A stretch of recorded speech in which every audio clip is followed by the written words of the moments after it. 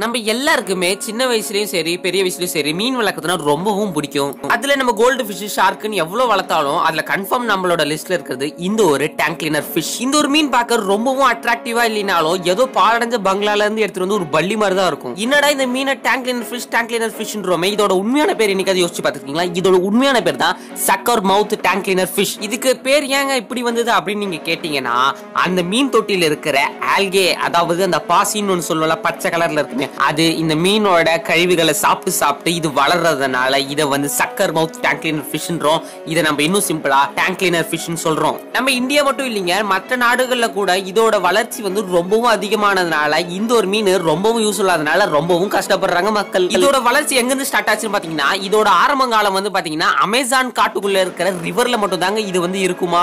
இது எப்ப மக்கள் கண்ணுக்கு தெரிய ஆரம்பிச்சதோ இது நிறைய பேர் இன்ட்ரெஸ்டிங்கா வாங்க ஆரம்பிச்சாங்க. ஆனா இது வந்து ரொம்பவும் அழகா இல்லாதனால ஒரு மாதிரி இருக்கிறதுனால இது எந்த யூஸும் இல்லாத சும்மா பார்த்தாலும் சோம்பேறி மாதிரி படுத்துக்கிறதுனால நிறைய பேர் இதை கடல்ல விட ஆரம்பிச்சாங்க. இந்த மாதிரி நிறைய ஏரிகள்ல விடுறதுனால இதோட இனப்பெருக்கம் ரொம்பவும் அதிகமாயிடுச்சு.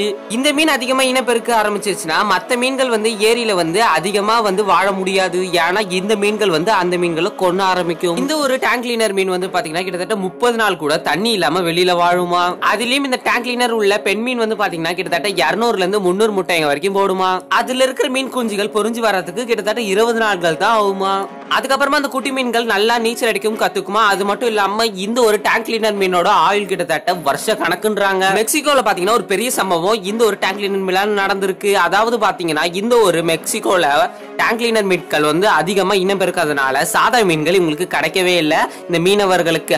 அப்ப அந்த மீனவர்கள் ஃபுல் வலையிலும் இந்த ஒரு டேங்க் கிளீனர் மீன் சிக்கிக்கிட்டு இருந்திருக்கு. அப்பதான் மீனவர்களுக்கு ரொம்பவும் கஷ்டமா இருக்கு. அந்த நேரத்துல மைக் மிச்சல் அப்படின்ற இவரு தாங்க ஒரு செஃப் மாதிரி செயல்பட்டு அங்க இருக்கிற மீனுங்களோட தசைகளை வச்சு ஏதாவது ஒரு டிஷ் செய்யணுமேன்ட்டு இப்ப எப்படி நம்ம ஃப்ரைடு சிக்கன் சாப்பிடுறோமோ அதே மாதிரி இந்த ஃப்ரைட் டேங்க் கிளீனர்னு ஒண்ணு விற்க ஆரம்பிச்சாரு. அதுவும் அகார் ஃபுட் அப்படின்றதுல 2016ல இந்த ஒரு வேலையை ஸ்டார்ட் பண்றாரு. ஆனா இதுக்கான வரவேற்பு கொஞ்சம் கூட இல்லைங்களாங்க. இந்த மைக்குக்கு இதுதான் இவரோட முதல் முயற்சியா. சரி நம்ம இந்த மீனை வச்சு ஏதாவது செஞ்சு இதை ஃபேமஸ் ஆக்கணும் அப்படின்றதுக்காக இதோட சதைகளை வச்சு நல்லா ரோஸ்ட் பண்ணி அதை நாய்களுக்கு போட ஆரம்பிச்சாரு. நாய்ங்க விருப்பமா சாப்பிட்டதுனால இது வந்து ஒரு டாக் ஃபுட் மாதிரி ஆயிடுச்சு. அந்த டாக் ஃபுட்டுக்கு பேரும் வச்சுட்டாங்க. அந்த டாக் ஃபுட் கம்பெனி பேர் தான் பேசி இந்த ஒரு ஃபுட் செமையும் ஃபேமஸ் ஆச்சு மெக்சிகோல. இப்ப பாத்தீங்கன்னா மெக்சிகோ கவர்மெண்ட்டுக்கு நல்ல லாபம் இந்த ஒரு மீனால வருது. ஓகே வியூவர்ஸ், இந்த மீனை யாரெல்லாம் வளர்த்திருக்கீங்க மறக்காம கமெண்ட்ல சொல்லுங்க. இன்னும் சூப்பரான வீடியோல பார்க்கலாம். Tata bye bye, see you.